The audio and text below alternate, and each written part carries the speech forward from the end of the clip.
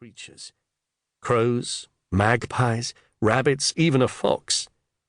All dangling from lengths of orange baler twine, congealed blood matting their fur and covering their feathers. He felt suddenly light-headed. He closed his eyes and hungrily gulped in air. All at once the memory of the sweet floral aroma of the mead that had filled his nostrils was replaced by the overpowering stench of death. In front of him, in the centre of the clearing, lay the body of a hare, head tipped back, its throat ripped open, its blood splattered across the centre of the glade. A sudden gust of wind caused the grotesque statuary hanging round the fringes of the clearing to jerk violently from side to side like dancing marionettes. One shadow longer than the rest swung pendulum-like, its inky presence casting a shiver-inducing chill across him.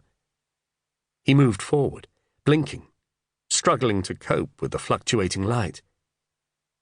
He was close enough now to see a bluebottle crawl across the head of the figure, moving from the corner of the lipstick-covered cherry red of her mouth, across the bridge of her aquiline ash-grey nose, and finally alighting on her open eyeball. He took in the dark hair falling almost to her waist, and the familiar form of her tall, slim figure. From somewhere a memory surfaced of those lips moulded seductively around a cigarette. He turned aside, retched, and threw up. Chapter 2. I think I've solved our little problem. Despite herself, Claire couldn't prevent a smile spreading across her lips as she put the phone down. David looked up from his seat on the other side of Claire's desk and snorted. I'd hardly call being forced to close the unit a little problem. Do you want to know what the solution is or not? He gestured towards her impatiently. I asked Margaret to put some feelers out, see if she had any contacts who knew if there was any work going. David looked at her disapprovingly. Professor, now Dame, Margaret Bockford, had been a supporter of the Hart Archaeological Research Institute since its foundation.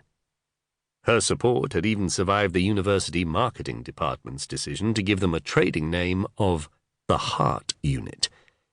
In Margaret's view, a lamentable development, and one that had proved to be a source of endless mirth among their colleagues.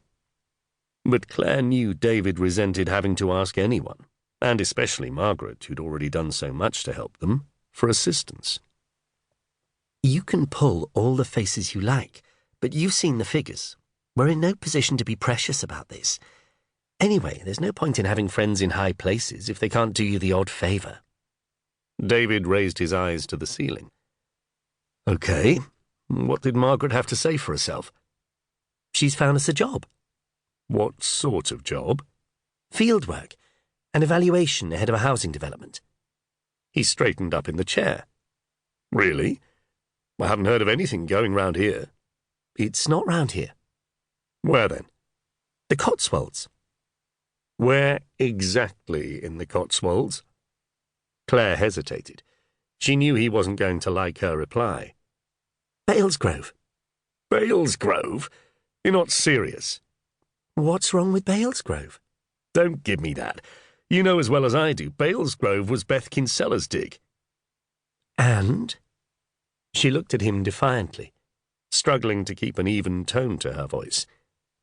If truth be told, she was no keener on this than he was. But if they had to close the unit, she'd be out of a job. It was all right for David. He was safe as houses in his lecturing job with the university. But if the unit shut, she had nowhere to go. And Beth Kinsella was found dangling dead as a dodo amid a collection of assorted rotting bunny carcasses on that site. Since when did you believe everything you read in the papers? Anyway, we can't afford to be picky. Picky? Christ, Claire, that place will be crawling with police. I'd have thought you'd have had enough of that after Hungerbourne. Besides which, Beth Kinsella was a famous nutter. What sort of a state do you think her records will be in? It'll be a nightmare. Did you know her? I knew of her, that was enough. Well, maybe you should suspend your judgment until you see the site records. Claire picked up a sheet of paper from her desk and turned it round.